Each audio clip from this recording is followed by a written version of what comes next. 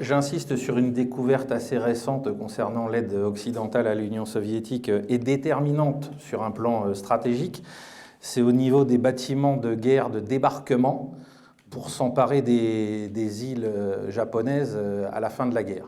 La marine américaine avait mis en Lend-Lease, comme pour les Britanniques ou les Européens, une partie de ces bâtiments si spécifiques qui étaient nécessaires au débarquement. Donc là, vu l'intérêt stratégique de la capture de ces îles pour l'Union soviétique, ça a joué un rôle déterminant. Et le paradoxe de la partie occidentale de la mémoire de la Seconde Guerre mondiale. Alors je vais faire comme Laurent, je vais parler d'abord de doctrine militaire, puisque c'est ça qui nous intéresse tous les deux au départ. Au début des années 50, on a vu un phénomène inouï, je pense, dans l'histoire militaire et dans l'histoire militaire récente. C'est que l'adage veut que ce soit les vainqueurs qui écrivent l'histoire, et comme l'a évoqué Laurent, les anglo-saxons et très précisément les militaires américains ont donné aux généraux allemands de la Wehrmacht de quoi écrire leur version de la Seconde Guerre mondiale à l'Est. C'est quelque chose qui est absolument unique dans l'histoire militaire. On ne s'y attendait pas. Alors, comme l'a rappelé Laurent, c'est le contexte de la guerre froide qui était là, qui prévalait parce qu'il fallait se prémunir d'une éventuelle hypothétique invasion de l'Europe de l'Ouest par l'armée soviétique. Et les Américains, probablement par une certaine fainéantise intellectuelle, parce qu'on va revenir sur leur concept de doctrine militaire à eux, ont préféré et croyaient eux aussi très fortement à l'époque, il ne faut pas l'oublier, à cette suprématie de la pensée militaire allemande, parce qu'il y a un acteur dont on n'a pas parlé depuis tout à l'heure, c'est Clausewitz, c'est-à-dire que dans la tête d'un officier américain moyen, le grand penseur militaire de l'ère contemporaine, c'est Clausewitz. Même si Clausewitz a eu un peu un destin christique, c'est-à-dire qu'il n'a pas été prophète dans son pays et surtout pas dans ses états-majors. Aujourd'hui, on se rend compte que l'imprégnation de la pensée de Clausewitz dans les armées allemandes depuis 1870 jusqu'à 1945 est extrêmement faible, ce qui explique une partie de ses déboires. Mais dans la tête des Américains, l'officier allemand, contre lequel ils se sont battus et contre lequel ils ont eu autant de difficultés à vaincre, eh bien, était capable de leur donner les clés de compréhension de l'armée soviétique pour la guerre éventuelle entre l'Est et l'Ouest. Et donc, on a tous les grands noms, tous les grands noms qui ont échappé à la justice, notamment, je pense à Manstein, puisque si Manstein avait mérité le sort qui était le sien après ce qu'il avait fait aux communautés juives de Simferopol, il n'aurait jamais eu le droit d'écrire quoi que ce soit, il aurait fini au bout d'une corde, mais il a échappé grâce à l'intervention des Britanniques à ce destin-là. Donc Manstein a écrit, Guderian a écrit, donc dans les conditions que je rappelais tout à l'heure, avec ce chantage de la part de Lidl-Art qui voulait se faire briller à peu de frais. On en a un autre qui va jouer un rôle très très important dans la création de la Bundeswehr, qui est von Manteuffel, qui, vous allez voir, joue un rôle vraiment très important dans la problématique. Et les Américains donc, vont recevoir ça comme étant une parole d'évangile et vont fonder leur pensée militaire et leur doctrine sur le modèle allemand. Alors le modèle allemand, je vous invite, je fais un petit peu de publicité, à lire le dernier numéro de mon magazine Ligne de front, où on parle donc de ce qu'on appelle l'Auftragtaktik, qui est la doctrine, le cœur de la doctrine militaire allemande et qui repose sur l'idée que les cadres, quel que soit le niveau où ils se trouvent dans la hiérarchie, donc ça peut bien sûr être le sous-officier, comme on l'évoquait tout à l'heure, mais ça peut être aussi, malheureusement pour les Allemands, un général de corps d'armée ou même un général d'armée, peut prendre des initiatives seul, sans en référer à sa chaîne de commandement. Ce concept a mûri tout au long de la deuxième moitié du XIXe siècle, et il est devenu le principe cardinal des armées allemandes à partir de la Première Guerre mondiale, avec des succès tactiques, parce qu'effectivement, avec l'agrandissement, l'expansion à l'infini du champ de bataille, prendre le temps à chaque fois de référer à la chaîne hiérarchique dans son intégralité pour pouvoir changer un ordre et s'adapter à la situation mouvante du terrain, on perd énormément de temps, on perd des opportunités, donc ça peut devenir très dangereux. Donc il faut pouvoir répondre sur le terrain. Le problème dans l'armée allemande, c'est qu'on a intégré ça aussi bien à l'échelle de la gestion d'une armée.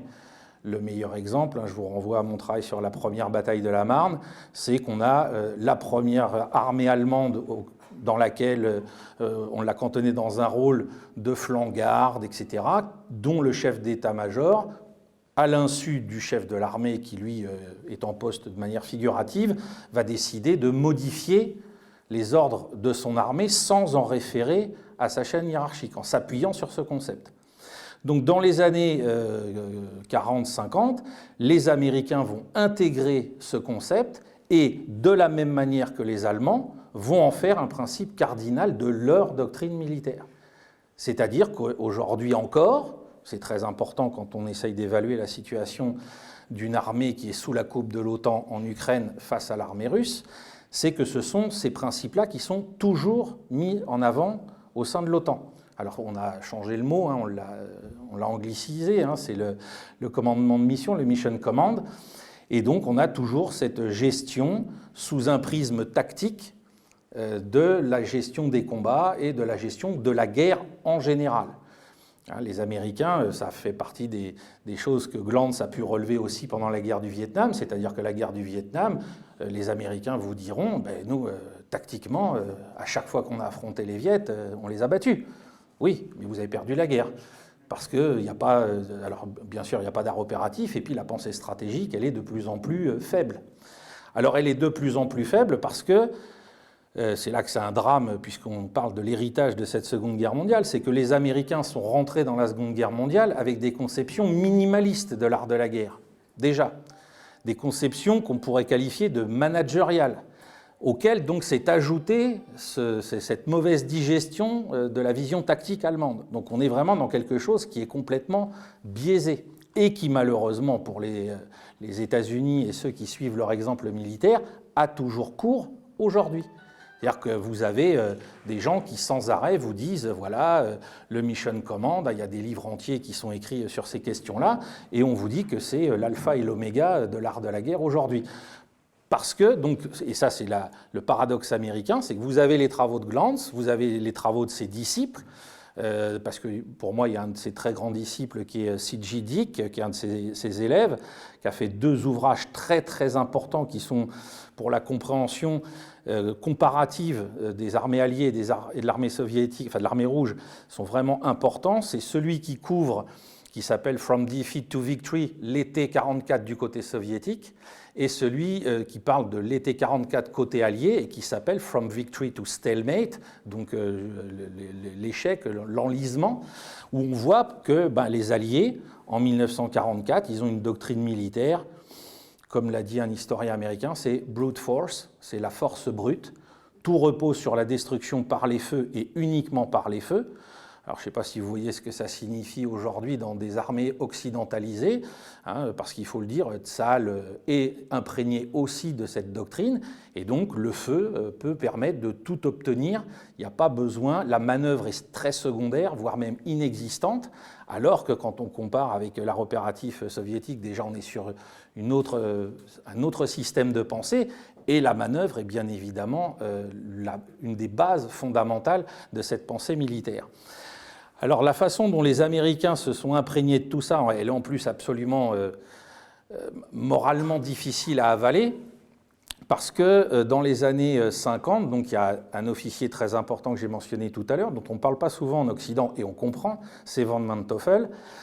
Von Manteuffel donc appartient à cette vieille aristocratie prussienne, et le 16 décembre 1944, il est à la tête d'une des 2 panzers armées qui foncent depuis les Ardennes pour essayer de faire basculer le front occidental dans un énième coup de dé de la part d'Hitler. Et on le retrouve donc dès 1950 à la création de la Bundeswehr. Et ce personnage est assez fascinant parce que les Américains l'apprécient beaucoup. Ceux qui se sont battus dans les Ardennes contre lui vont le rencontrer plusieurs fois dans les années 50 et 60 sur le terrain sur lequel ils se sont battus contre ses forces à l'hiver 1944. Et les Américains, alors je ne sais pas pour ceux qui se sont retrouvé contemporain de la guerre froide, vous vous souvenez peut-être avoir entendu, si vous vous intéressez à la chose militaire, l'endroit où on attendait l'armée soviétique depuis la RDA, c'était la trouée de Fulda, le Fulda Gap. Et les Américains ont très rapidement fait une espèce de calque géographique. Ils ont pris la façon dont les armées allemandes avaient percé dans les Ardennes en 1944, notamment la 5e Panzerarmée de von Manteuffel, et la géographie du secteur de la trouée de Fulda. Et ils se sont rendus compte qu'il y avait beaucoup de similitudes. Alors, je rappelle, comme d'habitude, l'offensive des Ardennes, c'est 10 jours de succès tactique successifs de la part de la Wehrmacht, et à la fin, une belle défaite. Pas une grosse défaite, parce que les Américains et les Anglais ne sont pas capables, faute de doctrine militaire appropriée, de profiter de l'opportunité que leur offre la faiblesse des Allemands, malgré le coup d'œil d'Eisenhower. C'est ça qui est phénoménal, hein, c'est qu'on vous vend que le grand général dans les Ardennes, c'est Patton. Le type qui a vu qu'il y aurait une opportunité d'encercler les armées allemandes une fois qu'elles se seraient projetées vers la Meuse, c'est Eisenhower. Et il s'en rend compte dès le premier jour. Il le dit à Bradley, puisque le 16 décembre au soir, il se retrouve autour d'une partie de cartes. Il dit à Bradley, là, on va avoir une opportunité. Ils vont se mettre en difficulté dans un saillant, on va pouvoir refermer le saillant et les écraser. Les Américains ne sont pas capables de le faire, les Anglais non plus, parce qu'ils n'ont pas une doctrine ni des généraux qui leur permet de le faire. Mais ils sont fascinés parce que les Allemands, eux, ont réussi à percer. Comment ont-ils pu faire alors qu'ils étaient battus, qu'ils étaient sur le reculoir? Ils ont réussi à nous surprendre sur un terrain défavorable, le terrain de la trouée de Fulda eux-mêmes. Donc il va falloir qu'on étudie la bataille des Ardennes et cette percée allemande comme étant un modèle. Et un modèle qu'on peut répéter. Et là, c'est l'écueil magistral dans l'art de la guerre, c'est-à-dire qu'on prend un élément et on en fait une recette. Alors que l'art de la guerre est une dynamique perpétuelle. Donc prendre une recette à partir d'un seul exemple, eh bien finalement, les Américains, ils ont fait exactement ce qu'ont fait les militaires allemands pendant 2 siècles. Les militaires allemands, eux, avaient fait ça avec la bataille de Leuthen de Frédéric II. Ils en avaient fait un modèle, puisque c'était la répétition de la bataille de Cannae. Et bien là, les Américains ont fait pareil. Ils ont dit, voilà, la percée dans les Ardennes va devenir notre modèle d'étude. Et donc il y a au siège de l'OTAN chaque année ce qu'on appelle, ça existe encore aujourd'hui, des voyages d'état-major, des staff rides. Le secteur des Ardennes et de la percée allemande est l'objet du plus grand nombre de staff rides depuis que l'OTAN existe, de manière complètement fascinante. C'est-à-dire qu'il n'y a pas d'autre exemple pour eux. L'insuccès final ne compte pas dans la réflexion, ce qui est absolument catastrophique. Parce que si vous voulez capter quelque chose de l'adversaire, éventuellement, c'est apprendre de ses erreurs, mais pas au point de les incorporer pour vous-même. Et surtout, il y a cet aveuglement, puisque les officiers allemands écrivent qu'ils n'ont été battus, comme l'expliquait Laurent, que par le nombre, eh bien, les Allemands restent toujours le modèle, le nec plus ultra, et c'est à travers eux qu'on déterminera notre doctrine future. Donc c'est paradoxal parce que pendant le même temps, on a des gens comme Glantz et ses élèves qui, eux, vont exhumer tout ce dont Laurent a parlé et surtout qui vont mettre à l'honneur la réflexion sur l'art opératif dont tu as été en France un des vulgarisateurs, si je peux me permettre. Donc ça, c'est un des premiers points qui est absolument fascinant dans l'étude des doctrines militaires. Et aujourd'hui, on voit que l'armée américaine et les armées de l'OTAN ne sont toujours pas sorties de ça. Et surtout, on le voit parce qu'aujourd'hui, ils affrontent à nouveau l'armée russe et ce n'est pas avec les plus grands succès, malgré tout ce que la propagande essaye de nous faire croire depuis maintenant près de 18 mois. Donc ça, c'est l'aspect des doctrines. Alors ensuite, moi, je vais parler, parce que c'est un sujet qui m'intéresse énormément, et puis en tant qu'enseignant, j'y ai été longuement confronté, et puis en tant que père aussi, c'est l'aspect des mémoires, par rapport à la mémoire de la Seconde Guerre mondiale en Occident et à son évolution. À titre personnel, même si donc Laurent expliquait comment on percevait la victoire sur l'Allemagne nazie et la part qu'avait jouée l'Union soviétique, moi j'ai toujours été sensibilisé à travers les témoignages de mon grand-père, qui était prisonnier de guerre en Allemagne, sur déjà la nature de l'horreur du système nazi.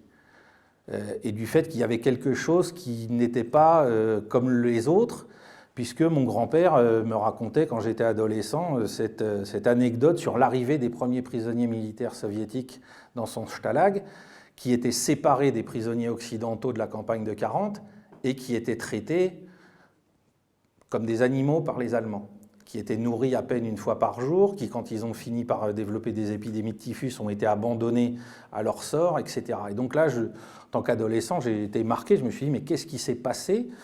Ça a éveillé ma curiosité, je me suis dit, il y a quelque chose de spécial à étudier sur cette question.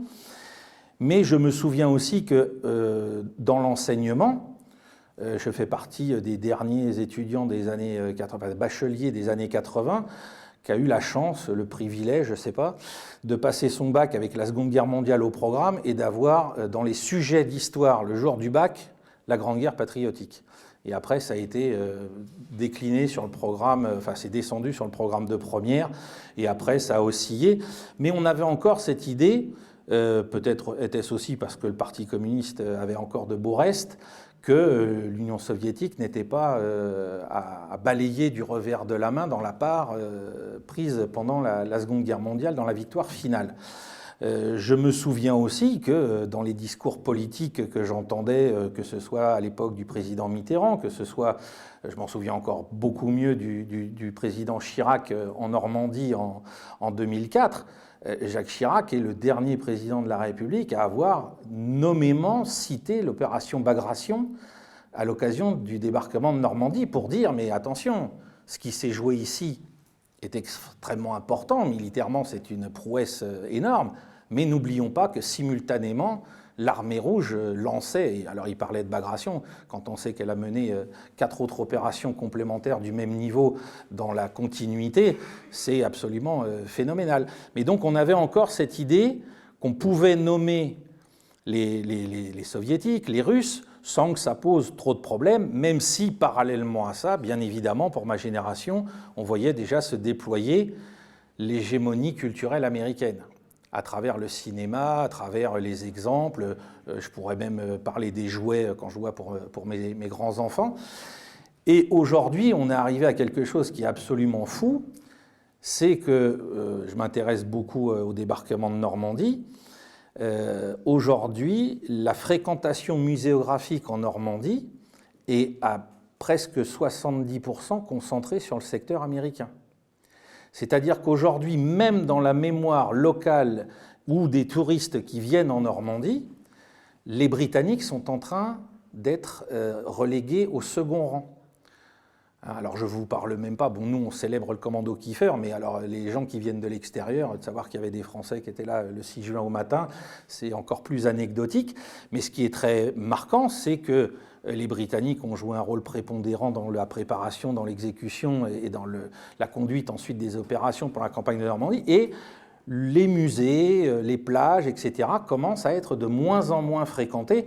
Alors il y a eu un effet Brexit, il y a eu un effet Covid, etc.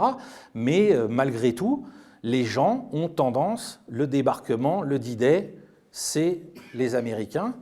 Et bien évidemment, moi j'en ai fait l'expérience avec mes fils, c'est la série Band of Brothers qui a tout déclenché avec le film « Faut sauver le soldat Ryan ». C'est-à-dire que vous avez des enfants, vous essayez de leur montrer quelque chose qui tourne autour de la Seconde Guerre mondiale, et la base, ça va être ça. Donc quand vous interrogez des jeunes aujourd'hui, qui a libéré l'Europe? C'est les Américains. C'est même pas les Anglo-Américains, les pauvres Canadiens, n'en parlons pas. Je fais un petit détour un instant sur ce problème. Les Canadiens ont joué un rôle mais prépondérant dans la protection du début du débarquement, dans la défense de ce qu'ils appelaient la Hawk Line. Au cours de ces épisodes, ils se sont battus contre la 12e SS Hitlerjugend, donc les jeunesses hitlériennes. Et au cours des combats, des dizaines de prisonniers de guerre canadiens ont été exécutés par les Waffen-SS. Je vous donne ou je vous réinforme par rapport à ça, parce que j'essaye de voir si vous comprenez ce que ça a pu donner dans les familles de ces vétérans, ce qui s'est passé au Parlement canadien il y a quelques mois, quand on a fait applaudir un Waffen-SS ukrainien au Parlement canadien, alors que les Canadiens ont été victimes des crimes de guerre nazis pendant le débarquement. C'est quand même extraordinaire, puisqu'on parle de mémoire, de voir à quel point on a été capable de faire ce raccourci-là. De même que par rapport au débarquement, puisque ça occupe aussi notre actualité, l'année dernière, on a vu quelque chose, j'emploie une terminologie que Laurent m'a souvent donnée, on a assisté à quelque chose de pornographique dans les commémorations du débarquement. C'est-à-dire qu'on a vu en une du journal de la presse quotidienne régionale de Normandie, tu m'excuseras, je n'ai plus le titre en tête, on a vu une photo prise sur Utah Beach avec le drapeau américain, le drapeau français et au milieu le drapeau ukrainien. Je rappelle, pour ceux qui ne le savent pas, que dans plusieurs secteurs de plage du débarquement, vous aviez des Osttruppen qui étaient composés de soldats issus des camps de prisonniers de la Wehrmacht et qui ont accepté de se réengager sous l'uniforme allemand à condition de combattre les alliés occidentaux. Donc c'est-à-dire que l'année dernière, nous avons célébré et laissé célébrer la mémoire de ceux qui tiraient sur les soldats alliés. Ça n'a posé de problème à personne, enfin en tout cas au niveau officiel, politique, etc. Bien évidemment, au niveau des historiens, il y a des gens qui ont essayé de dire que c'était de la folie, mais voilà... Pas beaucoup non plus. Non, pas beaucoup, non, c'est certain. Mais il y a quand même un basculement de la mémoire qui est catastrophique. C'est-à-dire que d'un côté, on va célébrer officiellement dans un parlement d'un État de l'OTAN et d'un État qui avait une armée, et Dieu sait que les Canadiens se sont battus avec férocité, d'abord en Italie et puis ensuite en Europe occidentale. On laisse donc applaudir un Waffen-SS, et puis, et on l'applaudit parce que bien sûr, il s'est battu contre l'armée rouge. Il ne faut jamais oublier non plus pourquoi on l'a applaudi.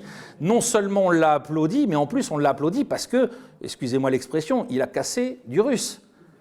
Hein, c'est quand même terrible. Et donc, avec des familles qui, elles, savent que leur grand-père ou leur arrière-grand-père a été exécuté d'une balle dans la nuque à l'abbaye d'Ardenne à côté de Caen. Voilà ce qui s'est passé au niveau des manipulations perverses de la mémoire en Occident. Plus donc cette histoire de drapeau ukrainien sur les plages du débarquement. Hein. Donc, et ça n'empêche pas l'hégémonie américaine de se faire et l'idée que, grâce au cinéma, grâce aux jouets, aux jeux vidéo aussi, ce sont les Américains qui ont libéré l'Europe. Alors j'attire votre attention de manière préventive. Vous savez que la série Band of Brothers est on va dire la saga numéro 1 de Spielberg et Tom Hanks. Le second volet, c'est de Pacific.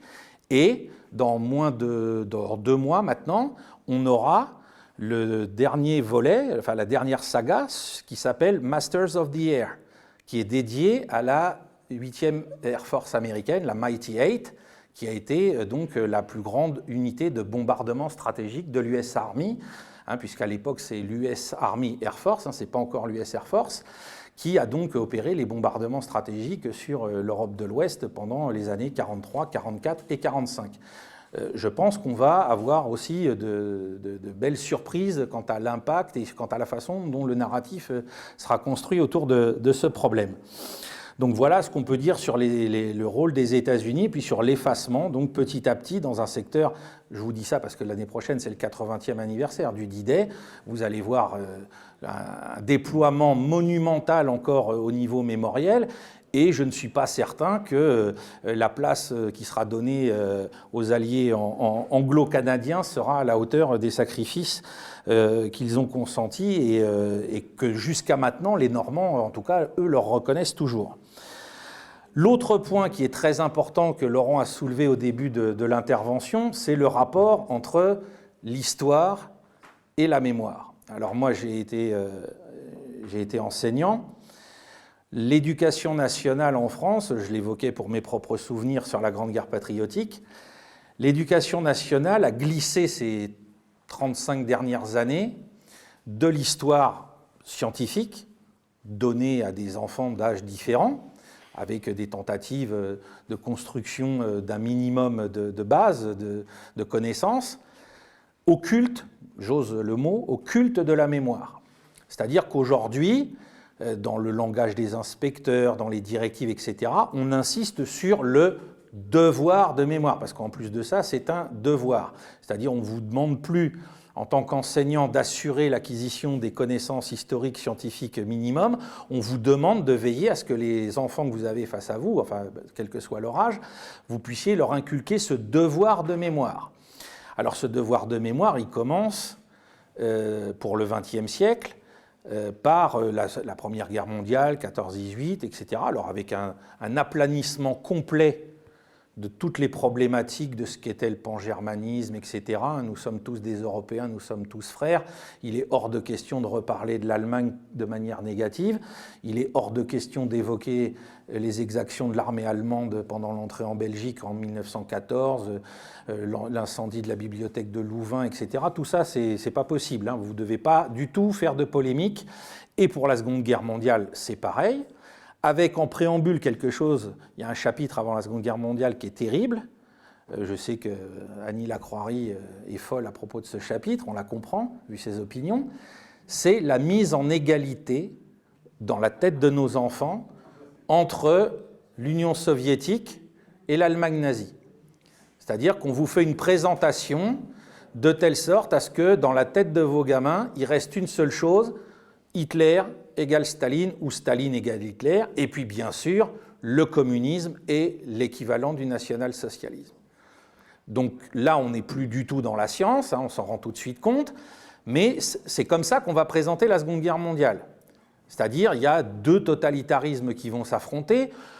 On pourrait, comme disait Laurent tout à l'heure, faire un séminaire sur le problème du pacte germano-soviétique. Hein. Si vous me suivez pour certains sur YouTube, j'y ai consacré une émission pour essayer un peu de déblayer tout ça, parce que ça devient absolument fou, hein. On entend n'importe quoi, et on oublie toujours de nous signifier qui a signé le pacte germano-soviétique et qui en a tiré profit. Hein, parce que les gens me disent « Ah, le 1er septembre 1939, l'Allemagne a agressé la Pologne. » Ah non, l'Allemagne et la Slovaquie ont attaqué la Pologne.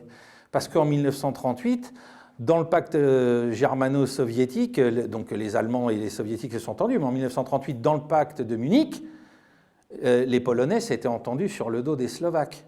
Et c'est pour ça que les Slovaques se sont mis avec les Allemands le 1er septembre 1939 pour récupérer ce qui leur avait été pris.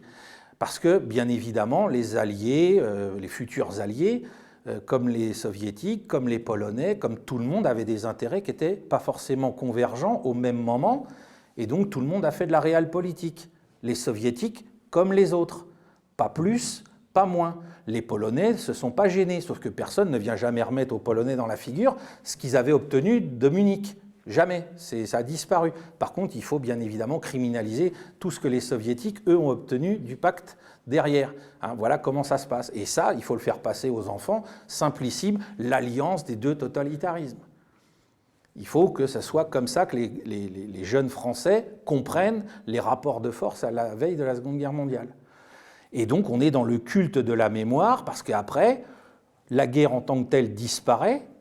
Le plus important, c'est l'épisode collaborationniste en France, l'existence d'une résistance, éventuellement dirigée quelque peu par le général de Gaulle, parce qu'il ne faut pas non plus reprendre le culte de la personnalité et puis s'intéresser aux grands hommes, parce que c'est contre leur vision historique.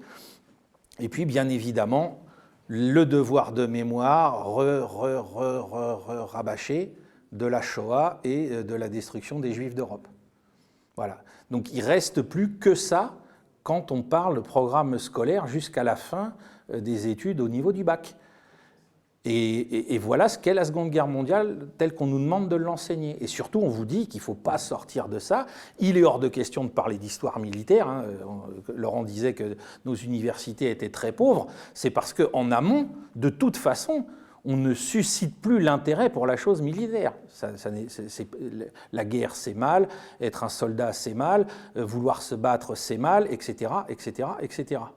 Et on est dans le culte d'une mémoire qui, en plus, est une mémoire, comme pour tout le reste de ce qui suit, où il faut s'auto-flageller. C'est-à-dire qu'on est les méchants.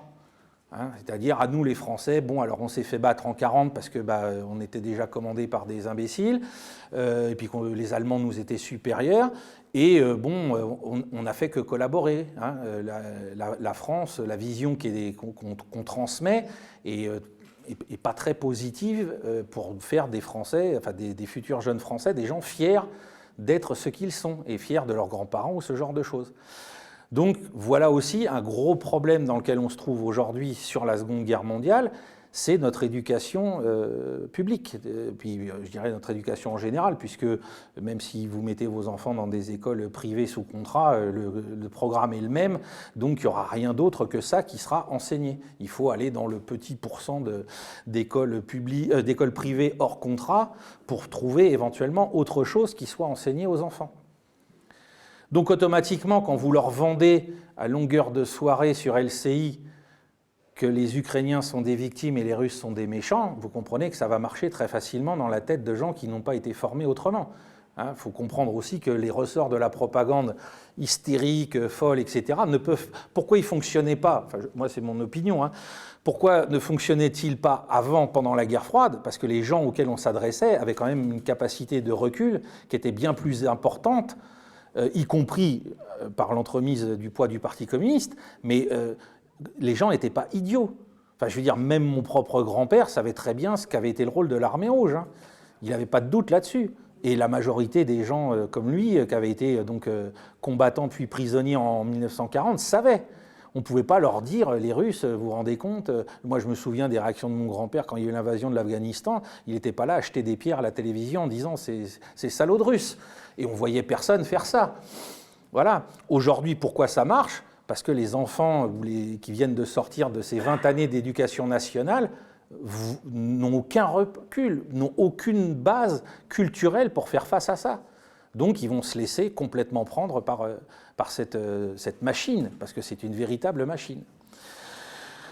Alors le dernier point sur lequel moi je veux aussi insister, parce que c'est le point du XXIe siècle, celui dont nous n'avons ni les uns ni les autres jamais parlé involontairement, et qui est le point du XXIe siècle. Laurent a évoqué les chiffres astronomiques inimaginables. Je ne vais pas reprendre le mot de Staline sur un mort, c'est une tragédie, 20 millions de morts, c'est des statistiques. Mais personne ne peut comprendre ce que sont 28 millions de morts. Ce n'est pas possible, c'est hors de notre champ cognitif. Hein, on ne sait pas. Enfin, les Russes, eux, le savent parce qu'ils peuvent mettre des noms, en disant c'est mon grand-père, c'est mon arrière-grand-père, etc. Mais nous, on ne peut pas. On n'a jamais vécu ce genre de drame en Europe occidentale depuis la guerre de 30 ans, peut-être. Hein. Mais le problème du XXIe siècle, c'est que nous avons tous oublié que cette guerre s'est déroulée en Asie-Pacifique. Et que cette guerre, là-bas, l'acteur majeur, c'est la Chine. Et que cet acteur a probablement perdu, lui aussi, entre 20 et 30 millions de ses citoyens. Et que si nous voulons comprendre les enjeux, donc là c'est la mémoire mais dépassée de la Seconde Guerre mondiale, si nous voulons comprendre les enjeux de ce que représente la politique chinoise depuis quelques années et pour les années qui viennent, nous ne pouvons pas faire, nous devons être les Glantz d'il y a 40 ans et nous mettre à étudier en profondeur ce qui s'est passé en Chine. Parce que c'est proprement, on sait ce que on sait ce que la Wehrmacht a fait en Union soviétique, qui est absolument abject et abominable. Eh bien, au vu du peu de choses pour le moment que j'ai pu lire et pour lesquelles j'ai fait un article dans le dernier Ligne de front, l'armée japonaise s'est comportée de la même manière avec le peuple chinois. L'armée japonaise avait un grand problème. Non pas là, elle n'est pas venue pour exterminer. L'armée allemande est venue, elle l'a écrit pour exterminer les soviétiques, on le sait, pour exterminer les Slaves. L'armée japonaise, elle avait un grand problème de logistique dans un espace géographique qui est tout aussi immense que l'URSS. Et donc, qu'est-ce qu'elle a fait? Elle a fait comme les armées du XVIIe, du XVIe, elle a vécu sur la population chinoise, en l'affamant, tout simplement en la pillant. C'est-à-dire que systématiquement, vu les faiblesses de sa chaîne logistique, elle a été accaparée les récoltes de riz, le bétail, etc., ce qui a provoqué la mort par famine de millions de citoyens chinois. Et donc nous, on ne mesure pas ce qui s'est passé là-bas. Je dirais qu'il n'y a que 2 pays du côté européen qui pourraient s'en souvenir un peu. Alors, l'Allemagne, parce qu'au début de la guerre, en 1937, elle avait une mission auprès de l'armée de Chiang Kai-shek. Il y avait une partie des divisions chinoises nationalistes qui étaient équipées à l'allemande, qui étaient conseillées par des officiers prussiens. Mais l'autre grand pays qui a aidé la Chine nationaliste, et je dis bien la Chine nationaliste au début en 1937, c'est l'Union soviétique. Les premiers pilotes qui sont venus aider les Chinois contre les Japonais étrangers, ce n'étaient pas les Américains avec Chennault, c'était d'abord des pilotes soviétiques qui se sont battus au-dessus de Shanghai, au-dessus de Nankin, dès 1937, pour aider les Chinois contre les pilotes japonais. Et les Japonais avaient extrêmement peur, jusqu'en 1939, que l'Union soviétique leur déclare la guerre dans le dos et les affaiblisse sur le continent. Donc demain, je pense que la tâche que nous avons, nous, ici, en Occident, c'est de comprendre ce qui s'est passé là-bas, de mesurer l'impact sur la démographie et les représentations que les Chinois ont de nous, de ce que nous avons fait ou de ce que nous n'avons pas fait. Je ne sais pas si vous avez vu le film, alors j'ai dit à Laurent ce matin que le titre en français c'est La Brigade des 800. C'est le plus grand succès cinématographique chinois du XXIe siècle, il a été fait en 2020-2021. C'est un film qui a été donc demandé probablement par le PCC pour être réalisé et qui met à l'honneur, alors 800 c'est un peu comme les 300 au Thermopyles, c'est héroïque, les défenseurs d'un entrepôt à Shanghai en 1937 pendant la bataille. Et la particularité de cet entrepôt, c'est qu'il était séparé des légations internationales par un des affluents du Yangtze. Et donc les Occidentaux, et le film le montre très bien, parce que là on parle donc de mémoire, mais des représentations, etc. Le film montre très bien que les soldats nationalistes qui étaient dans cet entrepôt, qui auraient été 800 mais qui étaient moins, se sont battus comme des lions contre des assauts multiples des Japonais, et que nous, Occidentaux, Français, Italiens, Anglais, Américains, nous étions sur l'autre rive, sur les toits des hôtels, à regarder ça comme si c'était un spectacle. Et le film met en avant ces images-là, c'est-à-dire que pour comprendre comment les Chinois perçoivent ce qui s'est passé, c'est vous nous avez laissés seuls face à l'impérialisme japonais. C'est ce que dit le film à la population chinoise aujourd'hui. Les Occidentaux, les vassaux des États-Unis et les États-Unis, nous ont laissés seuls face à l'impérialisme nippon. Ne l'oublions jamais. Voilà, et en plus, on remarquera le côté bien sûr très nationaliste du PCC, c'est-à-dire que ce film est un succès qui héroïse des soldats de Chiang Kai-shek, l'ennemi de la guerre civile d'après la Seconde Guerre mondiale. Les Chinois, eux, ça ne leur pose pas de problème. Et aujourd'hui, on voit dans les publications que le rôle du Kuomintang et le rôle de l'armée nationaliste, qui est majeur, qui est premier dans le conflit contre le Japon, est toujours mis en avant. Donc nous, Européens, nous avons intérêt à bien étudier ces questions-là pour ne pas répéter les mêmes erreurs d'appréciation que celles que nous avons pu faire vis-à-vis de l'URSS et de la Russie aujourd'hui. Voilà.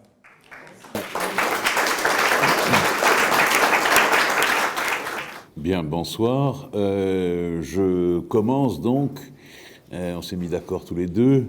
Moi, je vais plutôt vous parler de l'aspect guerre germano-soviétique et Sylvain plutôt de tous les autres aspects de la Seconde Guerre mondiale, notamment ce qu'on appelle le front de l'Ouest, l'Afrique du Nord, Atlantique, etc. La problématique de l'histoire et de l'historiographie d'un côté et la problématique de la mémoire de l'autre, parce que ce sont deux choses différentes et qu'on ne doit pas confondre. La mémoire, ça n'est pas l'histoire. Alors, bien sûr, ce sont deux champs intellectuels qui vivent en quasi-symbiose, qui ont des liens permanents et dialectiques, j'ajouterais même, mais qu'il s'agit de bien distinguer, de même que les maths et la physique, c'est deux disciplines différentes. Même si elles ont des points communs, si elles travaillent en permanence la main dans la main, elles utilisent souvent les mêmes outils, etc., etc. Mais l'histoire et la mémoire, ce sont deux choses bien distinctes. que les médias et les idéologies ambiantes cherchent systématiquement à confondre, à mélanger, à ne pas distinguer. Et ça fait partie du jeu médiatique et de propagande, justement, d'entretenir en permanence ce flou et cette confusion malsaine entre histoire et mémoire. Ceci étant dit, attaquons notre sujet. Alors, la question de la guerre germano-soviétique, ce que les soviétiques appellent la Grande Guerre patriotique, en prolongement de ce que l'historiographie russe appelle la guerre patriotique tout court, c'est celle de 1812 contre Napoléon, rappelons-le. La Grande Guerre patriotique, c'est celle entre 1941 et 1945 contre l'Allemagne. Ce qui ne veut pas dire que les Russes ou les Soviétiques avant eux ne connaissaient pas le concept de Seconde Guerre mondiale. Ils le connaissaient, mais pour eux c'était distinct. Ce qu'ils appelaient la Seconde Guerre mondiale, ça incluait la guerre du Pacifique, la guerre à l'Ouest, la bataille de l'Atlantique, le débarquement de Normandie, enfin vous voyez toutes ces choses-là. Bon. Et la guerre germano-soviétique était une partie, en quelque sorte, s'insérait dans la Seconde Guerre mondiale, tout en étant quelque chose d'immense à l'intérieur.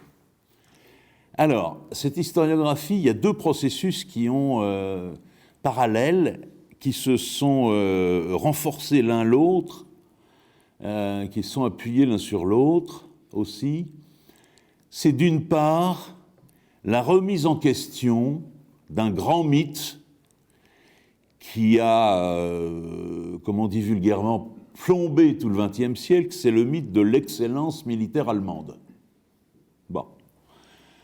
Ce mythe qui disait, qui fait encore dire à beaucoup de gens, ah, les Allemands, cette machine militaire absolument aussi bien divine que diabolique d'ailleurs, monstrueuse, géniale, etc., etc., invincible, oui, invincible, comme on a vu en 1918 et en 1945 d'ailleurs, elle a été invincible. Bon. Donc ce mythe de l'excellence militaire allemande a été remis en question par un certain nombre d'historiens. Alors, entre parenthèses, quand je parle de ces historiens, que ce soit ici ou plus tard, c'est à 90% des historiens du monde anglo-saxon, et en particulier du monde américain. Et donc ça a permis de reconsidérer ce mythe, de le débunker, comme on dit aussi de nos jours, mais de façon intelligente, en sachant en quoi il a pu y avoir une excellence militaire allemande sur certains points, sur certains segments bien précis, oui, mais pas sur tout. C'était pas une machine divine ou diabolique, en tout cas surnaturelle. Ils avaient des qualités incontestables, mais ils avaient des faiblesses et des défauts gigantesques. On le sait notamment pour ce qui concerne la Seconde Guerre mondiale, dans le cadre de la défaite française en mai-juin 1940, on sait maintenant que l'armée française s'est battue, plutôt pas mal d'ailleurs, qu'elle avait des faiblesses gigantesques, c'est vrai, mais c'était pas non plus une armée de minables et de lâches et de pauvres types, comme une certaine légende française cherche à nous le faire croire depuis plusieurs décennies, confère la série de ces films abominables, populaires, sur la 7e compagnie, par exemple. Bon. Et puis, pour la guerre germano-soviétique, c'est pareil. On comprend, par exemple, quand on étudie cette guerre germano-soviétique, que l'armée allemande est excellente, globalement d'un point de vue tactique, ou même de ce qu'on aurait pu appeler au XVIIIe siècle, dans le vocabulaire militaire de l'époque des Lumières, de la grande tactique. Ils ont une certaine excellence, ils ont un professionnalisme qui est certain. Leurs matériels sont pas toujours si géniaux que ça. Et quand ils sont très bons, c'est souvent des matériels qui sont trop bons, trop chers, trop fragiles, et qui ne sont pas adaptés à un pays, à la Russie de cette époque. Hein. Vous avez certains chars allemands, c'est des montres suisses. C'est parfait, c'est génial, sauf qu'ils coûtent très cher, ils sont longs à produire, ils sont difficiles à produire, ils ont des boîtes de vitesse extrêmement fragiles qui cassent dans la boue des plaines russes. Les boîtes de vitesse des chars allemands, c'est vive l'enfer, hein, elles aussi. Et ce sont des chars qui ne peuvent être mis en œuvre que par des hommes qui ont une solide qualification. Mais en fait, on s'est aperçu que la plus grande, et ça dans les deux guerres mondiales, parce que ce n'est pas uniquement la question du nazisme proprement dit qui est en cause, c'est la pensée militaire allemande au XXe siècle est extrêmement faible, parfois même nulle, comme disent les adolescents, en matière stratégique. C'est lamentable. Et effectivement, on comprend pourquoi ils perdent des guerres. Parce que c'est bien joli de gagner des batailles. Mais si à la fin vous perdez la guerre, voilà quoi, c'est... Et surtout, il serait intéressant de faire une véritable étude d'histoire au sens scientifique du terme, c'est-à-dire une histoire qui étudie les sources russes ou soviétiques. Parce que tout le problème à l'ouest de l'historiographie de la guerre germano-soviétique tout au long des années 50, 60, 70, 80, c'est que c'est une historiographie qui est fondée à 98% sur le point de vue allemand.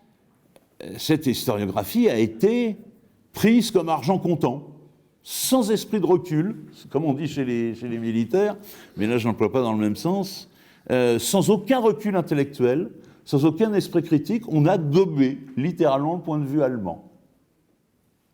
Alors c'est vrai que la guerre froide n'a pas aidé, parce que le point de vue soviétique était systématiquement considéré comme biaisé. Ah bon, bien sûr, et en fait, oui, il l'était, bien évidemment qu'il l'était. Les ouvrages de propagande soviétiques publiés dans les années 50, 60, 70 étaient terriblement biaisés aussi. Au moins autant que ceux des Allemands, bien sûr. Mais les Allemands, comme je viens de le dire, aussi biaisaient leur histoire, leur historiographie. Complètement. Et il a fallu tout remettre à plat, en quelque sorte. Et puis, cette historiographie, elle était également entretenue politiquement, de façon tout à fait intéressée, par les Américains et les Britanniques. Parce que dans le cadre de la guerre froide et d'une Allemagne fédérale membre de l'OTAN, une Allemagne fédérale qui, jusqu'aux années 60, début 70, était encore commandée par d'anciens officiers de la Wehrmacht, eh bien, il fallait caresser tout ce beau monde dans le sens du poil. Et ça, ceux qui ont été à fond dans ce processus, c'est les Anglo-Américains, à fond. Le pire et le plus malhonnête d'entre eux ayant été le théoricien militaire anglais, nul par ailleurs, Basil Liddell-Hart, hein, qui est très connu, hélas, et qui a été d'une malhonnêteté qui l'a même poussé à écrire d'anciens généraux allemands dans les années 40-50, en leur disant « Est-ce que vous pouvez, quand vous écrirez vos mémoires, dire du bien de mes écrits pour que... » bon. Il a fait du chantage à Guderian. Il a fait du chantage. Il ne lui a pas proposé. Il lui a dit « Vous mettez que vous m'aviez lu avant la guerre ou je dénoncerai vos crimes de guerre que je connais. » Voilà. C'est carrément du chantage avec Guderian. Bon. Mais par-delà cette anecdote, effectivement, d'ordre très personnel, c'était également encouragé par les autorités militaires, diplomatiques, gouvernementales, etc., de tous ces pays. Et c'était suivi sans réfléchir, sans la moindre contestation, par tous les autres pays occidentaux. on a également révisé à la hausse le chiffre des morts qu'avait subi l'Union soviétique, l'URSS, dans cette guerre.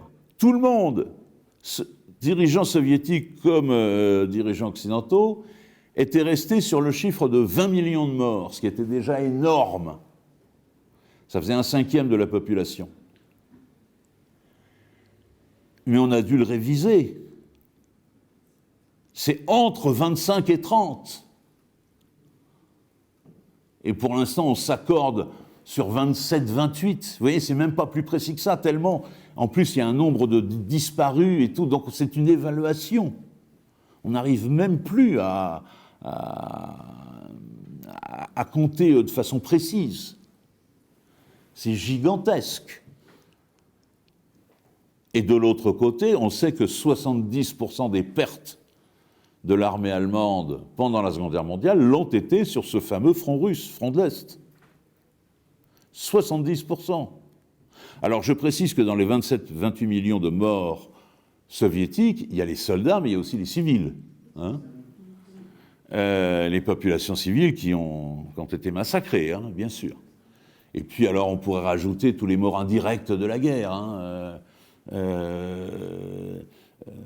je sais qu'il y a eu ce qu'on a découvert il y a seulement quelques années, qu'il y a eu une famine en 46-47 en Union soviétique, et que ça a produit le même effet que la grippe espagnole dans le monde en 1918, c'est-à-dire que la grippe espagnole, il n'y aurait pas eu la Première Guerre mondiale, la grippe espagnole aurait fait beaucoup moins de morts. Bon, vous voyez, on a révisé pas mal de choses. On a révisé le fait que, pareil, le soldat soviétique considéré comme alors cette fois-ci pas forcément un couard, mais parce que ça, c'est rare les gens qui ont osé, c'est rare ces dernières décennies, présenter les soldats soviétiques comme des bouffons grotesques et lâches, comme on a pu le faire pour les soldats français. Hein. Là, le courage, personne n'a jamais, à ma connaissance, personne ou presque personne n'a jamais osé en mettre ça en cause. Et c'est heureux. Ça a vraiment été un comble. Mais on les présentait comme étant d'une part assez incompétents et deuxièmement attaquant systématiquement en masse, bêtement, et en fait ils n'ont gagné que par l'effet de la masse. Bon. Et on envoyait des vagues en sachant qu'il y aurait 50% des types qui se feraient tuer, et puis bon. Les matériels militaires soviétiques, on sait aussi qu'ils étaient pas du tout mauvais, qu'ils étaient même très bien adaptés en plus, non seulement au terrain de l'URSS, à des chaînes de production qui devaient produire en masse et le plus rapidement possible. Donc, ce qui a permis, là encore, de réévaluer une polémique sempiternelle de ces dernières décennies, qui était, alors du côté soviétique, à l'époque de l'URSS, la fameuse aide militaire occidentale. On disait non, ça a compté très peu, ça n'avait aucune importance. Faux. Mais du côté occidental, les anticommunistes forcenés disaient oui, de toute façon, l'URSS n'aurait rien pu faire sans l'aide occidentale, c'est grâce à l'aide occidentale qu'ils ont pu résister et gagner. Les deux ont tort et les deux ont raison. En fait, l'aide occidentale, on le sait, elle a été très importante, non seulement d'un point de vue quantitatif, mais également d'un point de vue qualitatif, pour certains domaines et pas dans d'autres. En matière de chars, par exemple, les chars occidentaux, en particulier américains, livrés aux soviétiques, les Sherman, étaient très appréciés des équipages soviétiques, c'est vrai, mais ils ont constitué un pourcentage très faible, je dis n'importe quoi, mais je crois que ça a été 4 ou 5 000 Sherman livrés, et contre 100 000 chars construits dans les usines soviétiques. Vous voyez, donc, c'est vraiment... bon. Et les livraisons occidentales ont compté énormément. Alors, dans l'aviation aussi, ça a compté pas mal. Ça, il faut le reconnaître. Mais surtout pour tout un tas de domaines que l'industrie soviétique avait laissé tomber pour se concentrer uniquement sur la production de guerre. Les bottes. La plupart des bottes des soldats russes étaient fabriquées aux États-Unis. Les camions, les jeeps, les camions, et si bien, et ce dès 42, dès la fin 42, l'armée soviétique est mieux mécanisée en matière de camions, de transport, que les Allemands. Rapidement, sur la mémoire, cette fois-ci en Occident, on a eu, je dirais, entre 44 et 46, dans à peu près tout l'Occident, et en particulier en France, le poids du Parti communiste français a joué. Quand on faisait un sondage dans l'opinion en 46 encore, pour vous, quel est le principal vainqueur de la Seconde Guerre mondiale pour les gens, pour tout le monde, hein, à droite, à gauche, c'était l'armée rouge. À partir de 47, la guerre froide que commence, etc., ça commence à plonger. Ensuite, on n'y pense plus. Là, j'ai remarqué que c'est dans les années 90, 2000, 2010, à la faveur, en partie, de tout ce renouveau historiographique et de tout ce que ont pu produire tout un tas d'historiens en France, aux États-Unis, etc., un certain nombre de gens qui s'intéressent à l'histoire militaire ont lu ces articles et ça a commencé à créer un véritable... Ça a réorienté une grande partie du public, en tout cas, au moins du public qui s'intéresse aux questions militaires, sur cette juste réévaluation de l'armée rouge pendant la Seconde Guerre mondiale. Et là, eh bien, depuis 2-3 ans, ça replonge. Pour les raisons que vous imaginez, la propagande a repris le dessus, une propagande qui est à peu près aussi subtile que... Enfin bon...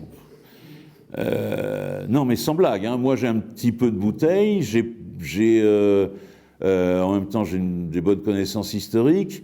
Je n'ai jamais vu, même au pire moment de la guerre froide, dans les années 50 par exemple, ou fin 40 ou tout ça, je n'ai jamais vu de propagande anti-soviétique aussi ignoble et aussi stupide en même temps que celle qu'on voit se déployer en Occident depuis 2 ans.